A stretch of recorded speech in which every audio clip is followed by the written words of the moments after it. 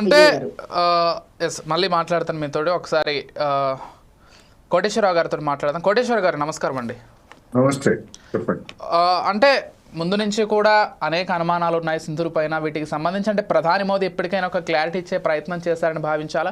ఆయన వ్యాఖ్యానిస్తూ మరొకటి కూడా చెప్పారు, పీఓకే పాపం మొత్తం కూడా నెహ్రూదే, కేవలం పీఓకే పాపమే కాదు, సింధు జలాలకు సంబంధించి ఒప్పందాన్ని కూడా ఆ రోజు అనవసరంగా చేసుకున్నారు. ఆ సింధు జలాల ఒప్పందాన్ని రద్దు చేసి మేము భారతదేశానికి ఒక గొప్ప విజయాన్ని అందించామని చెప్పుకోవాలి దీనికి సంబంధించి అంటూ కూడా ఆయన కామెంట్ చేశారు. అంటే సరే, ఇప్పుడు జరిగినటువంటి విషయాల్లో ప్రధాని మోదీ కావచ్చు, లేకపోతే బీజేపీ కావచ్చు, వాళ్ళు ఎంత నిక్కచ్చిగా ఉన్నారో కొద్దిసేపు పక్కన పెడితే, అసలు గతంలో జరిగినటువంటి తప్పిదాలకు సంబంధించి కూడా నెమరు వేసుకుంటే అప్పటి పరిస్థితులు అవన్నే పీఓకేకు కారణం. అంటే పాకిస్తాన్ ఆక్యుపైడ్ కాశ్మీర్ అనేది అసలు ఏర్పడడానికి కారణమే కాంగ్రెస్ అని భావించాలా? ఎందుకంటే ఆయన స్వయంగా పార్లమెంట్లోనే కామెంట్ చేశారు నెహ్రూ పైన టార్గెట్ చేస్తూ. ఎలా చూస్తారు ఈ అంశాన్ని? ఇప్పుడు ప్రధానమంత్రి గారు కానీ, లేదా అమిత్ షా గారు, రాజ్నాథ్ సింగ్ గారు పార్లమెంట్ లో ఆపరేషన్ సింధూర్ మీద జరిగినటువంటి చర్చలో మాట్లాడినటువంటి అంశాల్లో కొత్తవేమీ లేవు అనేది నేను చెప్పదలుచుకున్నాను. కొత్తగా చెప్పినటువంటి అంశాలు ఏమీ లేవు. ఆయనకి 56 అంగుళాల ఛాతీ ఉంది, ధైర్యవంతుడు అని చెప్పేసి అందరూ ఆయన అభిమానులుగా ఉన్నటువంటి వాళ్ళు చెప్పుకుంటారు. డొనాల్డ్ ట్రంప్ 25 సార్లు నేనే ఆపించాను అని చెప్తే డొనాల్డ్ ట్రంప్ అబద్ధాలు చెప్తున్నాడు. అబద్ధాల కోరు డొనాల్డ్ ట్రంప్ అలాంటి పని చేయలేదు అని ఎందుకు చెప్పలేకపోయాడు అనేటువంటిది ప్రశ్న. ఏ ప్రపంచ నాయకుడు మాకు చెప్పలేదు? అసలు ప్రపంచానికి నాయకుడు ఒకటి ఉన్నాడు. డొనాల్డ్ ట్రంప్ ఏమైనా ప్రపంచ నాయకుడా? లేకపోతే ఇంకేమన్నా పుతిన్ ప్రపంచ నాయకుడా? లేకపోతే షీ జిన్పింగ్ ఏమైనా ప్రపంచ నాయకుడా? లేకపోతే నరేంద్ర మోడీ గారు ఏమైనా ప్రపంచ నాయకుడా? ప్రపంచ నాయకుడు ఎవరు మాకు చెప్పలేదు. అమెరికా అధ్యక్షుడు ట్రంప్ చెప్పలేదు, డొనాల్డ్ ట్రంప్ అబద్ధాలు చెప్పాడు అని చెప్పడానికి ఏంటి వచ్చినటువంటి ఇబ్బంది ఏమిటి అనేది ప్రశ్న. మరి ఎక్కడ జేడీ వాన్స్ మాకు ఫోన్ చేశాడు, పాకిస్తాన్ వాళ్ళు దాడి చేయబోతున్నారని ఈ కబుర్లని చెప్పారు. జేడీ వాన్స్ ఏం చెప్పాడో, ఆయన ఏం చెప్పాడో మీరు నేను వినలేదు. నరేంద్ర మోడీ గారు ఒక వర్షం చెప్పారు అంతే తప్ప ట్రంప్ పేరు ఎందుకు చెప్పలేదు అనేది సమస్య.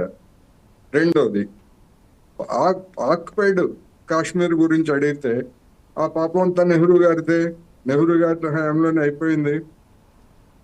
అదేం సమాధానం అసలు? దాని గురించి మీరు భవిష్యత్తులో ఏం చేయబోతున్నారు, కాశ్మీర్ ని మీరు తీసుకొస్తారా లేదా అని కదా అడిగింది. అది చెప్పకుండా గతంలో ఆయన పాపం చేశాడు లేకపోతే ఆయన పుణ్యం చేశాడు, మరి అప్పుడు వీళ్ళు ఏం చేశారు? అప్పుడు పాపం చేస్తూ ఉంటే వీళ్ళు ఆర్ఎస్ఎస్ వాళ్ళు వీళ్ళంతా ఉన్నారు కదా, ఏం చేశారు అప్పుడు? అందుకని ఇలాంటి ప్రశ్నలన్నీ ఎంతసేపటికి ఆత్మ సమర్థన పరనిందగా సాగింది తప్ప, ఎస్ ఒకవేళ నిజంగానే నెహ్రూ గారు పొరపాటు చేశారు అనుకుందాం, మీరేం చేయబోతారో చెప్పమంటే గతంలోనే ఆయన చేశాడు అంటే మేమేం చేయమని చెప్పొచ్చు కదా. మేము ఇక వదిలేసుకున్నాం, ఆక్రమిత కాశ్మీర్ సంగతి మనం అసలు పట్టించుకోకర్లేదు, నెహ్రూ గారి మీదనే మొత్తం అంతా మనం అంతా బతుకున్నంత కాలం నెహ్రూ గారిని తిడుతూనే కూర్చోవాలి అని చెప్పొచ్చు కదా నిజాయితీ ఉంటే. అది చెప్పకుండా అన్ని నెహ్రూ గారి మీద, గాంధీ గారి మీద, ఇవన్నీ కూడా అందుకే చెప్తాను, ఆయన కొత్తగా చెప్పింది ఏమీ లేదు, జనానికి అదనంగా తెలిసింది ఏమీ లేదు. గతంలో ఏవైతే చెప్పారో ఈ మాత్రం చెప్పడానికి అప్పుడే అఖిలపక్ష సమావేశం వేసి వెంటనే ప్రతిపక్షాలన్నీ అడిగినాయి కదా. ఆపరేషన్ సింధూర్ని ఆపివేసినప్పుడు మీరు ఎందుకు ఆపేశారు, ఏమిటి, ప్రతిపక్షాలతో సంప్రదించకుండా ఎందుకు చేశారు అంటే అప్పుడేమీ చెప్పకుండా, పార్లమెంట్ సమావేశం ప్రత్యేకంగా వేయమంటే అప్పుడు వేయలేదు, అఖిలపక్ష సమావేశం వేయలేదు. ఇన్ని రోజుల తర్వాత తాపీగా ఇన్ని రోజుల నుంచి ఏవైతే చెప్తున్నారో అవే చెప్తున్నారు. ప్రతిపక్షాలు అడిగిన వాటికి ఏం సమాధానం ఇచ్చారు? ఎవరో పాకిస్తాన్ వాడు అడిగాడట, అడిగితే మనం ఒప్పేసుకుంటామా?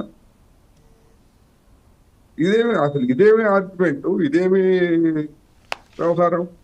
వాడు అడుగుతాడు, వాడు దుర్మార్గానికి పాల్పడ్డాడు, దుర్మార్గానికి పాల్పడి అనేక మందిని చంపేసి అది తప్పైపోయింది, మమ్మల్ని ఏం చేయొద్దు అని అంటే సరే పోరా భయ్ అని చెప్పేసి ఆపేస్తామా? ఆ సింధూరం బాగొట్టుకున్నటువంటి మహిళలకి నిజానికి అవమానం. అటువంటి వాళ్ళ మీద యాక్షన్ తీసుకోకుండా నిజానికి అందుకని కొత్తవి ఏమిటి అనేటువంటి ప్రశ్న. లేనిది ప్రతిపక్షాలు అడిగాయి, ఎక్కడ ల్యాబ్స్ ఎక్కడ జరిగింది, ఎందుకు అసలు నిఘా ఎందుకు విఫలమైంది, ఏం చేస్తున్నాయి మన నిఘా సంస్థలు, ఏం చేస్తున్నాయంటే దానికి సమాధానం ఉండదు, ఎవరు ఏం చెప్పరు. అందుకని నిన్న పార్లమెంట్లో ప్రత్యేకంగా ఏదో ఒక తజ్జనంలాగా జరిపిన తప్ప కొత్త విషయాలు ఏమీ లేవు అనేది నా అభిప్రాయం. రైట్, ఓకే అండి.